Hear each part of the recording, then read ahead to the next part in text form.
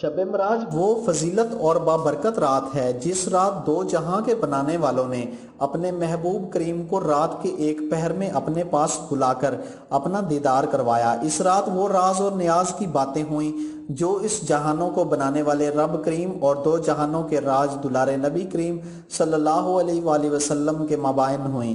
اس رات اللہ کریم نے اپنے محبوب کریم کو سدرۃ المنتہا کی سیر کروائی جہاں جبرائیل کے بھی پر جل جاتے ہیں، لیکن اس ذات کریم نے اپنے محبوب کریم کو اپنے پاس بلا کر مسلمانوں کے لیے نماز سمیت دوسری نعمتوں کا تحفہ عطا کیا۔ اس بابرکت رات میں اللہ کریم نے اپنے محبوب کریم صلی اللہ علیہ وآلہ وسلم کو آسمان میں چھپے وہ راز بھی دکھائے جو صرف اللہ اور اس کے محبوب کے درمیان ہیں۔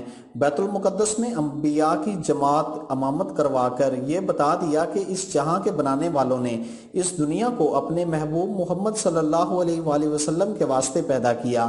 اس شب کی فضیلت ہی تھی کہ ابو بکر نے صدیق کا لقب پایا۔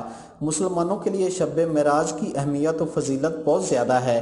اس رات مسلمان اپنے اللہ کے حضور سجدہ ریز ہو کر نوافل کی ادائیگی کے ساتھ ساتھ قرآن مجید کی تلاوت کرتے ہیں اور اللہ کی خوشنودی دونوں جہاں کی کامیابی کے لیے دعا کرتے ہیں۔ مساجد درس گاہوں کو برقی کہمکوں سے سجایا جاتا ہے۔ مسلمانوں کو چاہیے کہ وہ اس برکت رات میں اللہ کی خوشنودی، اپنے گناہوں کی معافی اور مغفرت کے ساتھ دنیا میں پھیلی وبا کے خاتمے اور اپنے پیاروں کی صحت و تندرستی کے لیے دعا کریں۔ آسماں کے مکینوں کے لیے یہ حکم نیا تھا کہ جبرائیل کسی کو لینے زمین پر گیا تھا۔ کیمرہ ٹیم کے ساتھ ہاشم سہاڑی۔